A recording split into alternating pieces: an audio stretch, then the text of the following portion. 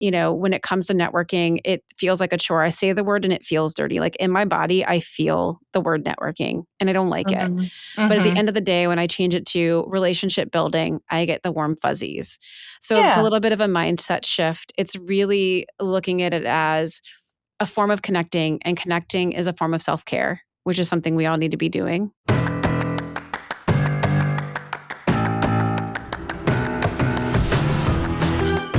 Welcome to the Marketing Expedition Podcast, an auditory journey through the latest in marketing, branding, and advertising. Now, here's your Marketing Expedition guide, Ray Allen. On this episode of the Marketing Expedition Podcast, we get to speak with Amy Vaughan, a rebel with a cause and creative force who transforms both brands and leaders. She brings 15 plus years of enterprise creative leadership to purpose-driven innovation. And as an award-winning creative director, she's created campaigns for global brands including Ford, P&G, Walmart, and Humana, consistently pushing boundaries while delivering measurable impact. Today, she serves multiple missions as CEO of Together Digital. She leads a platform that empowers 500 plus women in digital and tech through strategic networking and community building.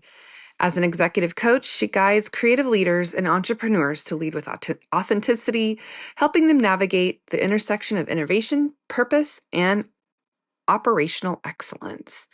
We're going to talk all about that. We're going to talk about the organization that brings these women together and then the new creative space that she is working on now.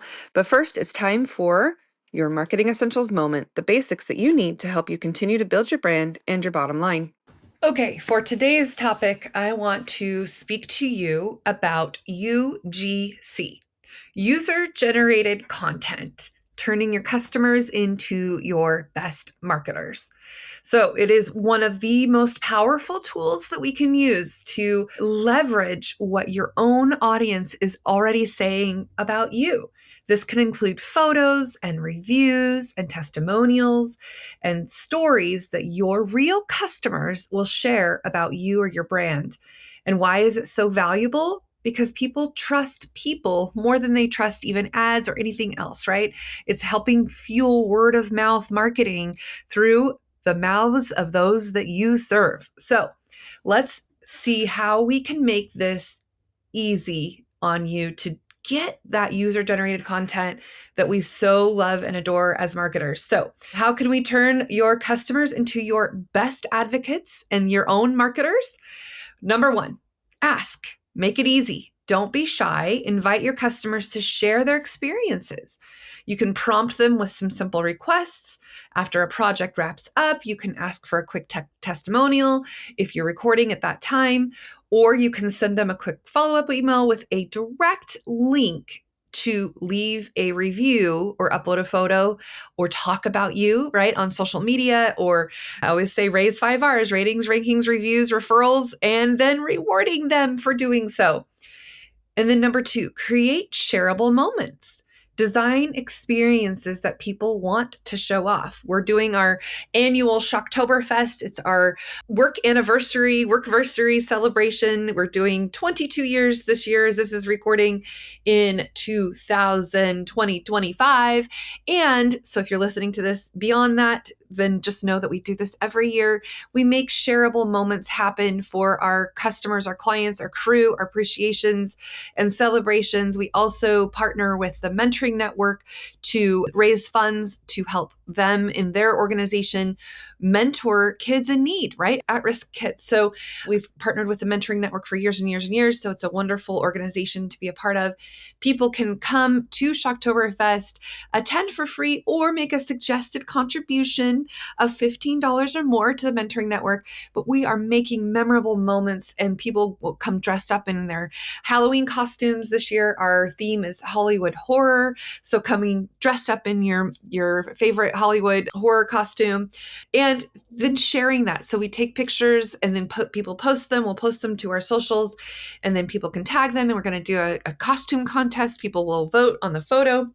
of their choice and making those shareable moments. And then people share it out there. We use hashtags, all the things that we can do to create these shareable moments. We also do our word of mouth mixers that people come to, and we do the reconnects, and people can share about that. They can share all the things that we're doing with them to help create user generated content. So designing those experiences that people want to show off, whether, it's a beautifully packaged product that you can send them, whether it's a behind the scenes tour, or it's an event with fun photos or things like a photo booth, anything that you can do to create the moments that are Instagram worthy, right? And then number 3, feature and celebrate. Share the content your customers create. Every month I do shout outs, news you can use, and events not to miss. And I love to shout out those of our clients who have given us reviews or referrals or recommendations to others, because I want to reward them. And I think that if we can share the content, share the audiograms, the reviews that they give as social media content, we screen capture them. And I always try to get a photo of the people that are talking, because again, building trust, it's coming from them, not necessarily straight from us. It's coming from our clients. So share the content, feature them, feature your customers, spotlight their testimonials on your website, repost the social media photos, of course, with permission, and then shout them out in your newsletter. If you do an e-newsletter, any way you can to support them, right? We want to give and receive in abundance by doing that. And when clients see that you value their input and that you value the words that they've shared about you, then they're more likely to share it too. And it happens all the time where we get to tag our clients in wonderful things that they say, and then it shows up on their feeds just as much as it does ours. Number 4, incentivize participation. Run a contest or offer a small reward, maybe a discount, or again, the shout outs, or maybe an entry for a chance to win something. We do raffle prizes and things like that when people do wonderful things and we want to reward them. So submit that content and get them incentivized to do it, and they'll be more likely to do it, right? They'll get rewarded. They'll want to do it again and again and again.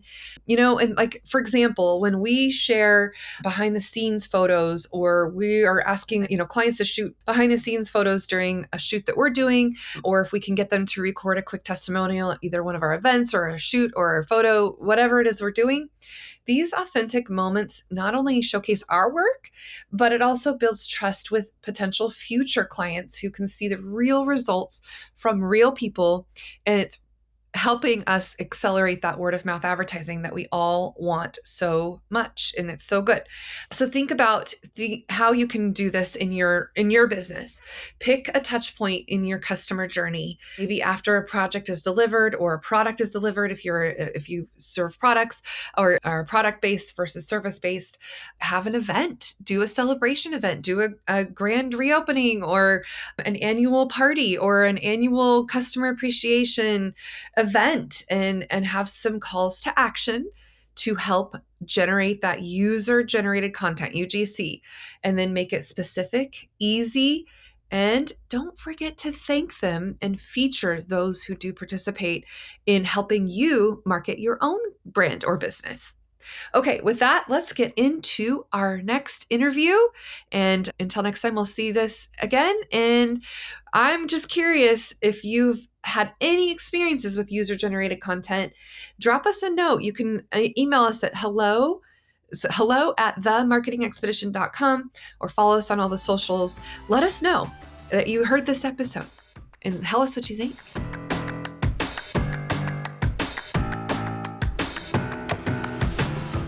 Welcome to the Marketing Expedition podcast. I'm your host, Ray Allen. I'm the co-founder of Peppershock Media and the founder of the Marketing Expedition community. And today's guest, we have Amy Vaughan. Welcome to the show, Amy. Thank you so much, Ray. I'm excited to be here. So, Amy, I want to have our viewers take a journey with you. I want you to share about your background, and then let's kind of fast forward on some of the projects that you're working on now. So share where you were, where you are, and where you're going. Absolutely. So my journey began not quite where most marketers, well, actually, no, I take that back. A lot of you marketers out there that are listening have probably started off in a discipline, a job, or a form of education education that didn't end up being the thing you pursued. So my first year of college was actually pre-med, thought I would be in healthcare, took a gap year, maybe a year and a half. And while I was working at a pharmaceutical research company, had the CMO of the company just acknowledge my creativity, my problem solving skills, my writing abilities. And I give her a lot of credit because you don't realize like the compliments that you give to the people that you work around can really be life and career altering. And she was just very encouraging of me kind of helping her with a project that was for gastroesophageal reflux disease, super sexy, GERD, Wow. for short.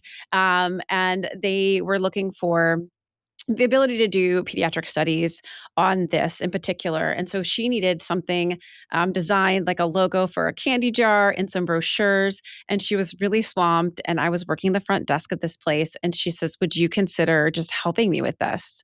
And so I was like, what the heck? I mean, sure. Put together a Why not? logo and put together a brochure, had no clue what I was doing. No, I had no clue that it was marketing, really. And so, when the day that the candy jars arrived with my logo on it, I kind of knew. I'm like, oh, this is the thing. I was able Yeah. to be creative, solve a problem, and then hold something in my hands that was work that I created. It wasn't art for the sake of art. It was, creative for the sake of solving a problem and helping, find candidates for this research that would hopefully help kids with GERD. So that was kind of the beginning. I went back to school, went to school full time and worked full time. So I switched gears and started working for a graphic design firm. Managing the office, which was really a great education. I was learning how to run a business while going to Yeah. school for advertising and marketing. And so I went to school at night. I was living in downtown Chicago. It was great. It was a very hands-on education at this school. I was building a portfolio. I was working with producers, creative directors within agencies, like people who were actually out in the field doing the work were the ones who were teaching my classes. So I was very lucky in that respect. Yeah. Had a couple cool internships in Chicago. Had a big pivot when my husband was offered a postdoctoral research stint for 2 years at the University of Oxford in England. Oh. So talk about like those career shifts. I know a lot of people that are listening within probably your community, Ray, and our Mhm. Together Digital community face a lot of career pivots and changes, whether it be life or family or other things. And Yeah. for me, this was a big one. We went to a foreign country, even though they speak English. I kept getting told, you don't speak British, you speak American. So finding copywriting jobs, which is kind of where I was trying to head, was hard. But I started doing some freelance work, including some graphic design for a family-owned and operated coffee shop. Ended up working for them for about 2 years. And once I ran out of things to design, I just started learning how to make coffee. And it was just the best experience, and still to this day, one of my most favorite jobs. But I had quite the chip on my shoulder. I had student loan debts to pay down. I wasn't getting a ton more freelance clients. I felt like I was really backsliding in my career. However, despite that, after 2 years, jumped right back into it. We moved stateside and I started doing search engine optimization copy. Woo! Again, super sexy for Ford, at a very large agency. And, at the time, it wasn't the work I wanted to be doing, but I knew I had to put in the time. And I found ways, because this is like 2010, I want to say. Mhm. In the automotive industry, I mean, that's a tough competition. I mean, there's a lot to do. So, I mean, Yeah. it's good that you stuck through that to learn, right? Right, right. And I really tried to find ways to make my work more efficient. So we had to, localize everything, which meant you were having to, write out different, like 10 different versions for every city and make and Mm, model. I figured out how to optimize that with some Excel um, equations and formulas and use that time to buy back time to end up working on mm. a TV spot that ended up airing on ESPN. With Oh, Ken Block, who was a rally race car driver. So, throughout my career, it was really just sometimes it feels like things are happening to you. I want to remind folks sometimes things are happening for you. mhm. And so that opportunity kind of, again, was amazing. But then again, a life change. A husband got a job at the University of Cincinnati, which is where we started from. We were going to move back and live close to family. And that's when I Oh. became, started working in Cincinnati and worked my way up to creative director, working on a lot of P&G brands. As anybody from Cincinnati will tell you, we're heavy on the CPG here. Mhm. And in about 2016, I had my daughter in 2013.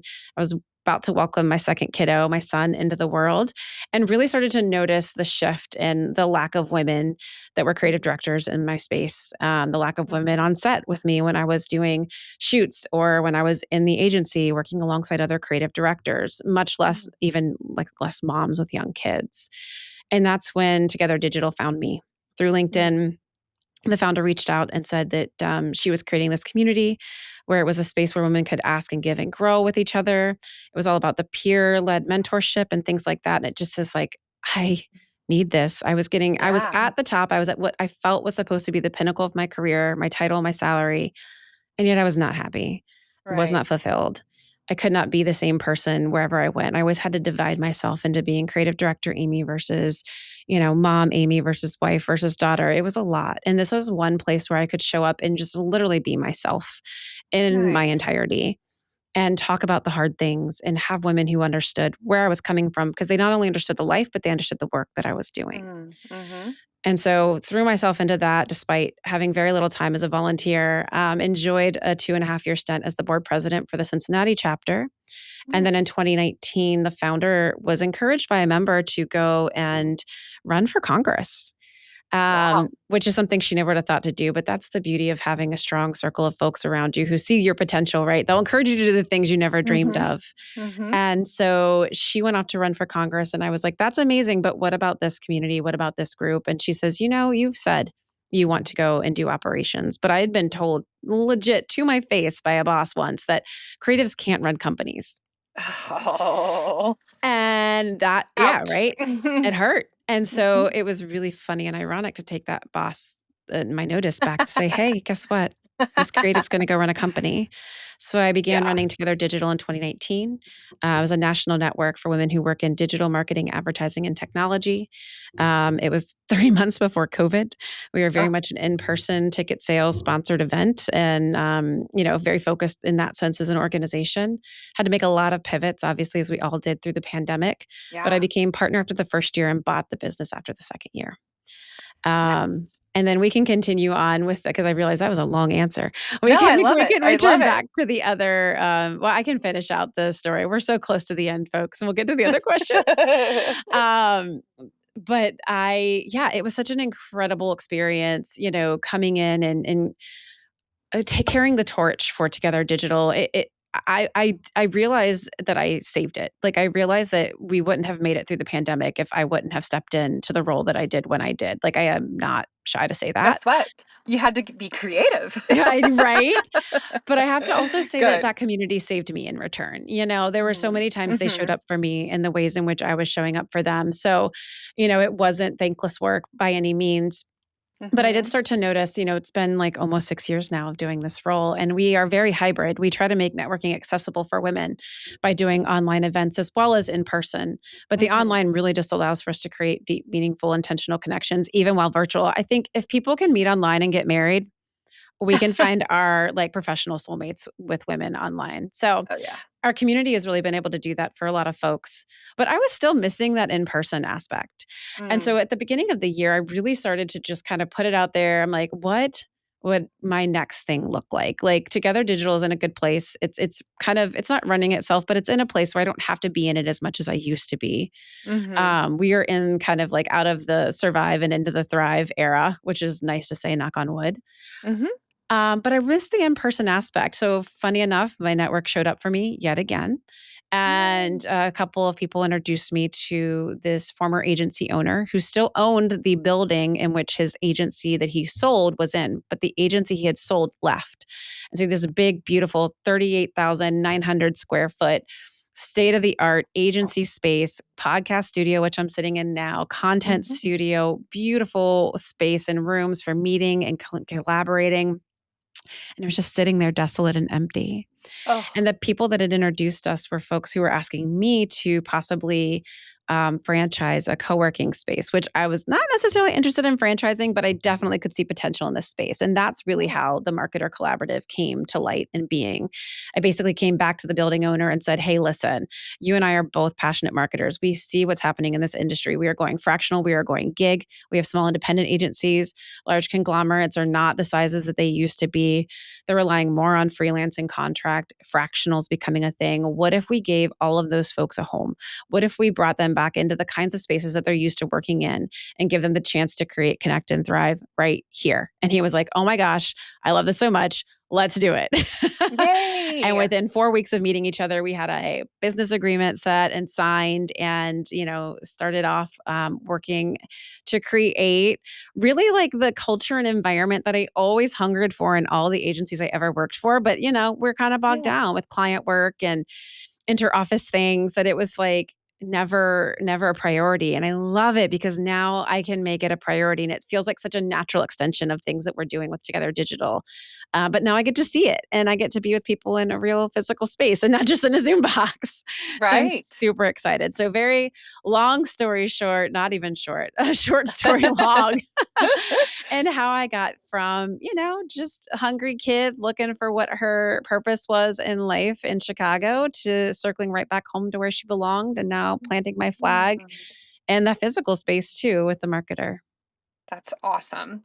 So tell me a little bit more about the space than people or independent freelancers or maybe other just different types of creatives that come Yeah. together. And I mean, what's it like is it more, it's probably more cooperation and everyone has kind of their areas that they focus on. But Mhm. I mean, this competition, I guess it's healthy competition in some ways, right? It is. And what I've seen with Together Digital is pretty amazing because we have an entrepreneur solopreneur channel on our Slack. They meet once a month as a mastermind and they talk about client issues. They talk about their pricing and things like that. And what I have seen is I think when you foster the right types of communications and you create healthy boundaries in the sense of non-competes and non-disclosures and making sure that what stays in the space between people, Mm-hmm. just so much more magic can happen than everybody trying to hoard it for themselves. I have one member who literally told me, and of course she did the math. She's getting a 3,000% return on her member dues every month with a new business that she has gotten by being engaged in a part of the Together Digital community, by showing up to some of our virtual events, by, letting people know what she does for work. Because everyone, if somebody says, I need a website, we're like, oh, well, you have to go to Danelle. Mm-hmm. But then Danelle is like, she has clients that come to her and say, I need brand design. And she's like, that ain't me. But Sarah over here in Orlando, I know her. I trust her. She's great. You can go and talk to her, which then ends up having the two of them. Now they both solidify the client. They both end up doing the work. And so, I mean, we've been really lucky in that instance. We've had instances where it's like somebody promises something and maybe doesn't follow through. But at the end of the day, like people are usually pretty good about being adults.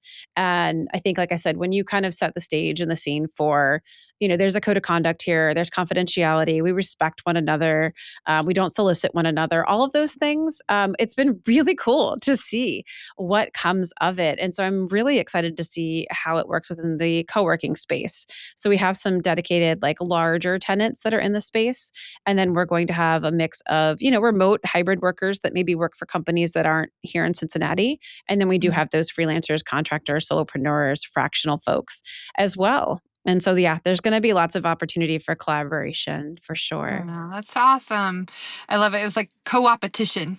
Yeah. Oh, I like it. I like it. Yeah. Yes.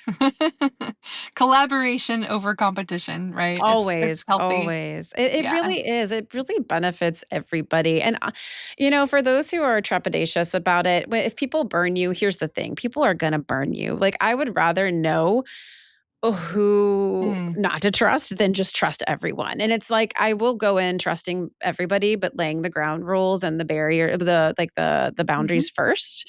Mm-hmm. And then if people step in it, then you kind of just have to let them know, and you just got to be upfront and honest and straightforward, clear but kind, Mm-hmm. as they say. And, it's not always easy, but I would say I have seen more positive when people choose collaboration versus competition versus the competition. The competition, it just means we're all starving. I know, right? And it's kind of funny because I just had this conversation recently. I also teach at Boise State. I teach a marketing and I love agency it. operations class.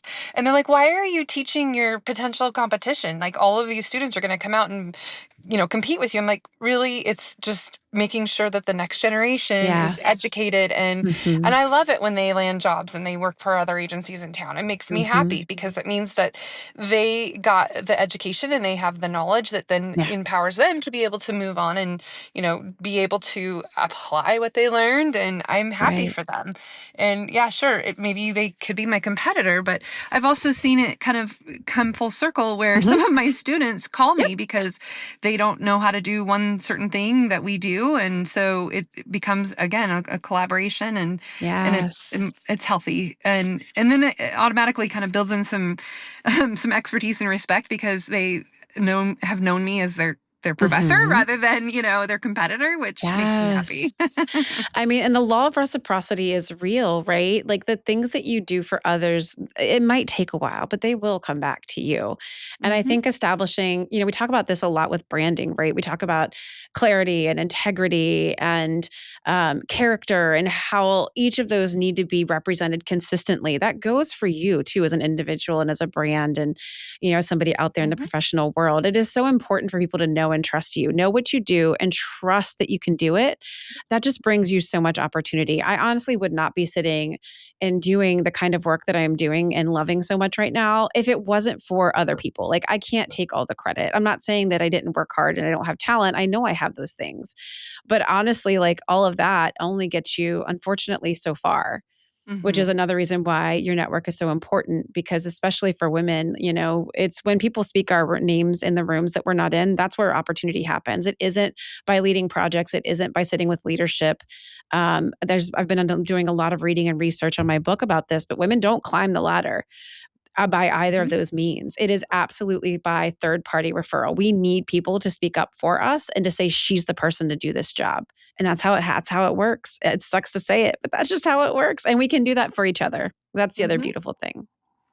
Most of the time. I mean, there's always going to be some outliers of people that are, the mean girls, but most of the time people want to see each other and, succeed and help them up. Even if it's not a ladder, it's more like a, stadium staircase. It takes lots of people for sure. Let's ring in the new year with success on the horizon and big dreams ahead. You're invited to the New Marketing Trends for the New Year workshop and networking event. Join us Thursday, January 15th at the WAFED headquarters. The workshop runs from 1:30 to 4:30 p.m., followed by the Word of Mouth Mixer. Hear from industry experts who will dive into the latest trends, top tools, and must-know insights that can elevate your marketing strategy. Don't miss out. Visit marketingtrendsevent.com to reserve your spot. The New Marketing Trends for the New Year workshop and networking event, Thursday, January 15th. And you bring up a fair point. There's still a lot of women out there that aren't for all women, unfortunately. But they need to get on that boat because honestly, it's only going to benefit them. Well, and I, for a long time,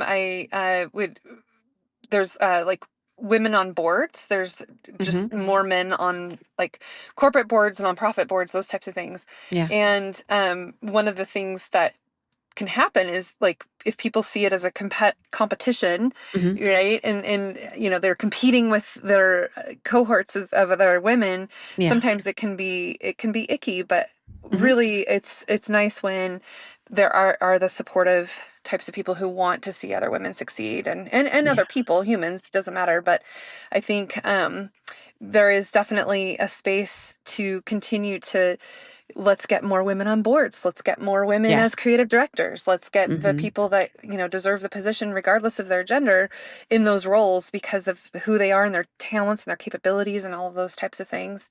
It helps when you can support and have that around you. So tell me more about so when you have these virtual events or maybe even in-person events, what are some of the things that you do? Like what are the, when they come together, like what's the sort of activities or the engagement? What happens? Yeah.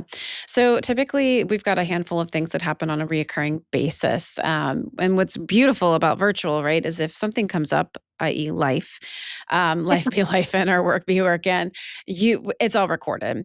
Unless it's a confidential conversation where we are doing like a peer group discussion or something like that. So content wise, we're often talking about, we have masterclasses on a monthly basis where we bring in a facilitator to talk about, branded content or design or copy or strategy or obviously AI, things like that. And they're very interactive. We really ask our facilitators to make it almost more of a workshop than like a one-way masterclass. I really appreciate it when we talk to people talk with people, versus to people. Yeah. And so, those are usually pretty engaging. It's usually a little bit of discussion, presentation, and then workshopping with examples from like the listening audience. And then we also have our peer groups, which are assigned on a quarterly basis. And those little power circles get together once a month on their own time, on their own calendar. And it's been so amazing to hear and see. We have some groups that have been together for coming close to 10 years now, and some brand new groups that are just coming out of the gate, starting their journey. And that's also very exciting to see. And they meet both virtually and in person, just kind of depending on their preference and proximity. Whenever we are together, virtual or in person, we also try to do what we call our ask and give exchange. And this is really important in order, again, to make sure that we're talking with people, not at them. And that is where we hand over the mic to the audience. And we even do this at our national conference, where we turn the mic over and we basically ask women to stand up and ask, what is it that you need? No guilt, no shame. Can be personal, can be professional. That's when the cameras go off, the recordings stop, and we really just focus in on what is needed. And what's so beautiful and brave about these women that stand up and do their asks is that indefinitely there is always another woman or two or three or 10 that honestly have the same question or predicament that they're in. But it just takes one person to ask.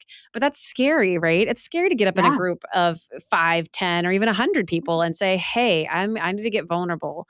So we have to create that safe space. That's on us first. And so we do a lot there to kind of make sure that happens, which is why I mentioned the recordings being off and things like that. And then it really just builds up that muscle. It's not even We're making Friday up all yet. kinds of words today. I love it. It sounds like what my kids would say, muscle. Of really building that muscle of asking, because we're just not used to asking for help. We think we have to be it all and we have to do it all, and we can't ask for help. So asking for help is that first step, and then receiving it is the second. So the give portion is really where we go in and we ask a lot of clarifying questions to make sure that we truly understand where she's coming from, what she needs. So we're not just giving blanket statements and advice. It's not about toxic positivity. It's really about truly understanding where she's coming from and what she really needs, because sometimes there's an ask behind the ask, right? When we have to get up and be brave, it's hard to just frame it exactly the first time. So Can you give oftentimes, like an example? I mean, without giving names or anything, but like something that happened or occurred that somebody asked for and like what happened? sure, absolutely. One of my favorite examples is a woman stood up and said, I overheard one of my male coworkers' salary, and I was floored. Because we went to the same college, got the same degree, graduated the same year, came to the same company, and worked the same role, but different accounts. She's like, I could not believe what I heard. I am so furious. I want to go and scream at my boss. What do I do? And so, the group kind of asked a couple more clarifying questions just to really understand, but nobody was asking like what he made difference, right? Nobody wanted to even ask that. And so they were like, what's your relationship with your boss like? How comfortable you are bringing up these topics, blah, blah, blah. And then once we kind of got down to the nitty gritty of, she's really just asking, how do I open this door of conversation without coming off like I am impeding on somebody else's like privacy or rights, which technically pay transparency is everybody's right as far as I'm concerned. But that's obviously for each state to decide. We won't go into all that. But, one of the women made the suggestion, who happened to also be in HR that was sitting in the room. She's like, I totally understand this concern. And I think the best way for you to phrase this is to ask, do we practice pay equity in this company? And if so, I would like to just have somebody look into that to verify. So that's what she did. She just showed up and said, hey, boss, listen, I've just been curious. I've been reading and listening to a lot about pay transparency and pay equity. And I know our company is aligned with those kinds of values and practices. I just want to be sure that pay equity is something we're practicing. And the boss is like, let me check on that. That's very interesting. I'm glad you're researching that because, yeah, culture and it's important, blah, blah, blah. Probably a little performative there. Sorry. Sure, no, I think My that's assumptions. yeah, assumptions. I get it, though. It's probably very realistic in some circumstances like that, Yes, though. I mean, depending on the it can company be. for sure. And Yeah, so, yeah. yeah, so he's like, I will get back to you. And no less than a month or two later, she got a $60,000 a year raise. Oh Not a my six, not a gosh. 16,000, 60000. Wow. Wow, That's how that's much less she like was making. amazing. That's really, I mean, I'm proud of her, whoever she is, if she's Yeah. listening. Good Hmm. job. And I think that's a great way to Right. get all the feedback that Hmm. she received in order to. I loved how it was framed too, because she didn't want to come off across as, Yep. yeah, that's great. Well, and there's something to be said about that, though. Like, how many other companies and how many other women are in Hmm. that position? I know that sometimes, like, well, making wide assumptions here, but sometimes women don't ask for the raise. No, They they don't. don't. They don't Mm-mm. advocate Or for themselves. negotiate. They don't No. negotiate. They Yeah. don't, and it might just be, kind of a gender thing, but men tend to go at it and they'll ask Yeah. for it and they'll negotiate and they have no qualms with it. Hmm. Sometimes women, they question their value and maybe there's like, Yeah. some imposter syndrome things going on or, who knows Yeah. whatever, head trash is in their mind that's stopping them and impeding them from actually going and talking and asking and advocating for themselves in a way Hmm. that, is going to be fruitful for them. So I wonder Yeah. if that had something to do with where the difference would be maybe he was being able to just ask for the raise and negotiate Right. on better terms Hmm. and so I just think that that's Yeah. amazing. I love You that never know the whole story. story for sure. I That's know, me right. too. Yeah. And I Yeah. think, we have another saying that came from an ask and give that actually involved a man. That we had some men there with us that day. And it's Good. always great because I always ask the gentleman to hold their suggestions to the end. Like let women speak first and then please we want you. And actually we Yeah. kind of call on them. We call them out and we're like, what would you do? Because their perspective is so important. And one of the guys was like, ask for the no. Mm. Ask for the no. And so, yeah, women don't negotiate because here's the thing. Like, if she would have gone into her boss's office the way that she wanted to, hearing what she heard, knowing that she got paid almost half of what this dude got paid, Mm. if not half, like, why wouldn't you be irate? Like, you have every reason to be irate. But then Yeah. also, like, you can't go in irate because if you do, then you are an overly emotional, aggressive Mm. woman, so it's a double edged sword sometimes when you are negotiating. But that's, I think, where coming from a place of like that's where for those of you who are listening who are in that space of feeling the ick when it comes to negotiating or asking the hard questions, you just come with the facts and just stick to the facts, as best as you can, as emotional as it can get, because there is a lot of injustice in the world for women right now. Mm-hmm. Try to find the ways and come prepared with the facts and with the curious questions. That's another one of my favorite sayings that I think I probably just made up and keep saying. I keep Mm. trying to remember if I heard it somewhere, but it's like instead of getting furious, get curious. I like that too. Just get curious. And it kind of shifts your brain into, I'm going to start playing detective on this versus I just got to blow this crap up in order to get it fixed and figured out, which is very Mm-hmm. tempting sometimes. I understand, my friends, but it's not Yeah. always the answer. Dynamite is not always the answer. Right? Yes. Getting curious, not furious. I love that. I always Mhm. say to my students, get comfortable with the uncomfortable. And I'm I sure love somebody it. said that before, and I'm not sure where I picked it up. We always pick up these things, Yeah. It's like, I'll give credit where credit is due to whomever said it first. But it's like being vulnerable can be really difficult, and knowing that it is not an easy thing to do for most people to be in that position, to ask for the raise or to ask for the equality in pay, right? I Yeah. think that it's common for Mhm. people to want to resist and avoid. Yeah. Yeah. Well, and I will say small actions are still brave. Hmm. You don't have to do any big, grand, sweeping gestures or anything. Something as simple as asking the right question at the right time to the right person can be huge. It's baby steps, and honestly, confidence and bravery, they come after the action, not before it. Everybody that's never done something before that feels scary is Hmm. afraid but the bravery is like in the action, and it comes out, and Oh yeah. confidence comes after the action. I've definitely noticed.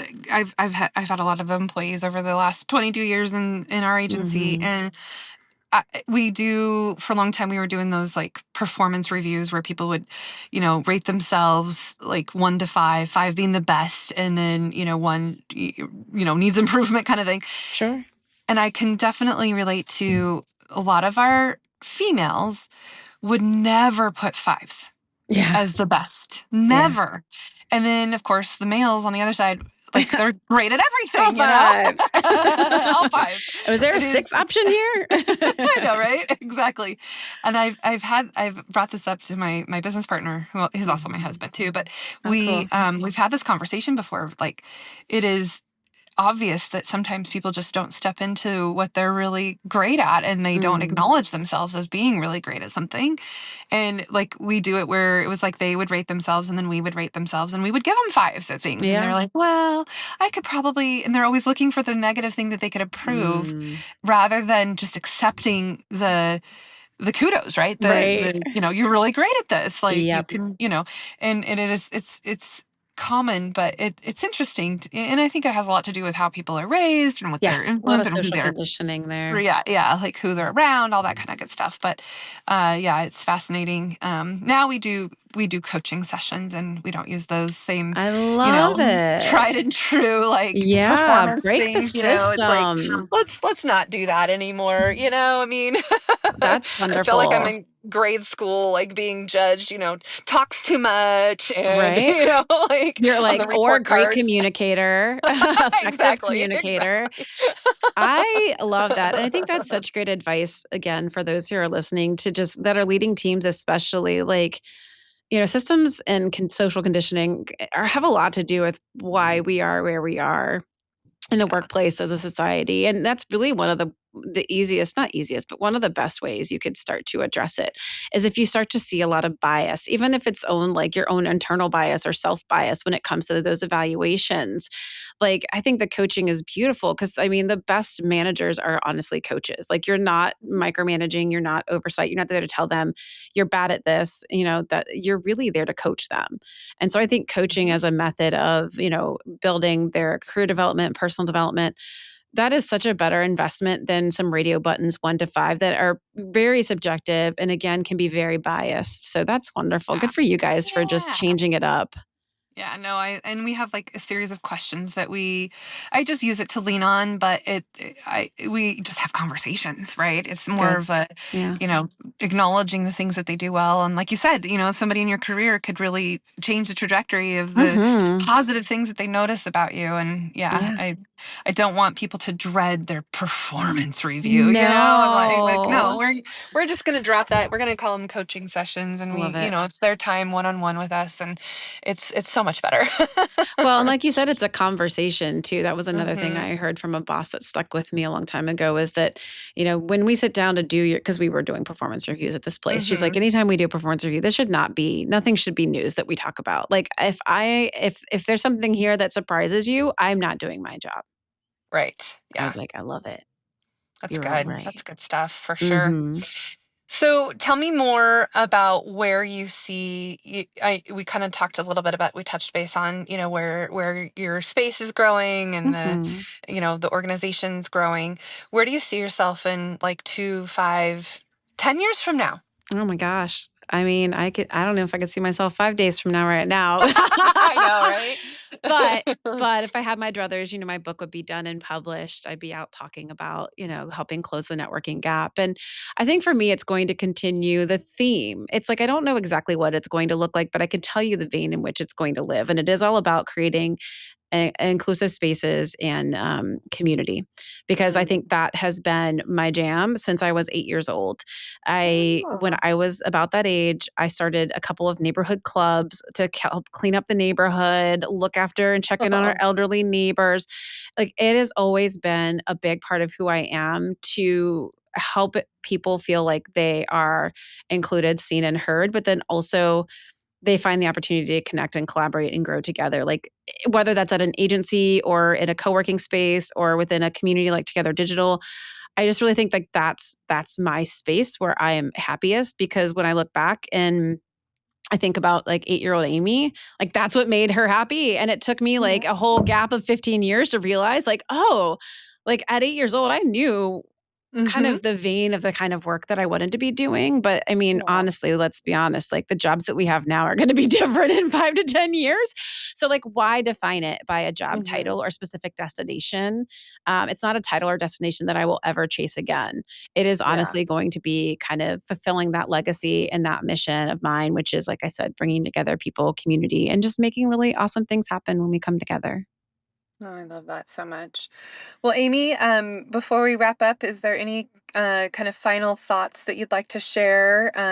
You talked about the networking gap with women. I think maybe some pointers or some tips that you could share with those that are in that position. That need to hear what you have to say. I love it. No, absolutely. Yeah. Passionate about this one.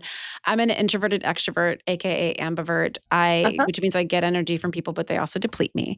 And so I empathize with anyone out there who is an introvert. I also empathize for anybody who's out there who's neurodivergent, who has social anxiety. All of these things are real. And a lot about the way networking was built was not with those folks in mind. And I think that we have an opportunity in this new era of the ways in which we're doing business, which is hybrid, remote, in person, and all the things in between, to really be more intentional about the kinds of spaces and connections that we're creating. And I think, when it comes to networking, it feels like a chore. I say the word and it feels dirty. Like in my body, I feel the word networking and I don't like it. But at the end of the day, when I change it to relationship building, I get the warm fuzzies. So it's a little bit of a mindset shift. It's really looking at it as a form of connecting, and connecting is a form of self-care, which is something we all need to be doing right now, honestly, especially you ladies. So like spending time, quality time with, potential contacts in your network and your coworkers and even your friends. It's like so important for your mental and physical health. I can't emphasize it enough. And so it's like networking isn't just critical for your business health or your career success. It will ultimately contribute to both of those, but your wellness overall is very dependent upon the connections that you're making and building as well. And so I would just encourage you to kind of take tiny steps, like I said, baby steps towards finding the right spaces and communities where you feel seen and heard, where you can start to stretch your legs and the muscles of networking. And it starts from the inside out. So really finding your ability to know who you are, what you stand for. That's kind of all you need to do. And then, like I said, get out there and just get curious. People love to talk about themselves, ask great questions, and just sit back and listen. And you're just going to be so surprised by what unfolds. I can't say enough about it and all the opportunities that just knowing the right people has just really helped and open up doors that I never really saw as doors in the room could possibly be. And I just want that for more people, especially more women and those in the minority groups that, don't get their names spoken in the rooms that they're not in. So, yeah. Yeah. No, I love that. Awesome, Amy. So if people are interested in learning more and getting connected through Together Digital, and also if they're in the space in Cincinnati, how can they find you? Yeah, you can find me lots of ways. Amy P. Vaughan on LinkedIn. You can connect with me there. Send a message. Let me know you heard me on the podcast. I'll be happy to connect with you and continue the conversation if you need anything. Together Digital, you can check out the website, togetherindigital.com. And then if you are in the Cincinnati area and you're looking for some really rad office space, yep, I said rad, kids. I'm a 90s kid, deal with it. Yes. An amazing community, an event space. You can check us out on themarketercollaborative.com. Excellent.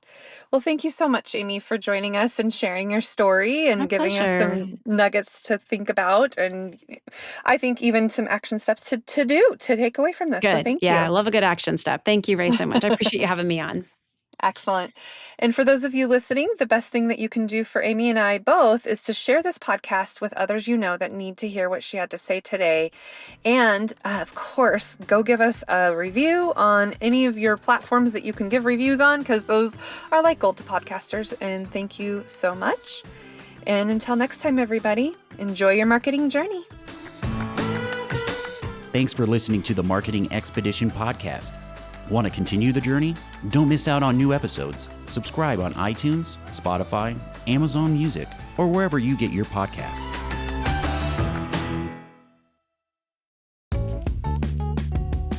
Wouldn't it be great if there was one place you can go to get all the latest information and tips about marketing and advertising?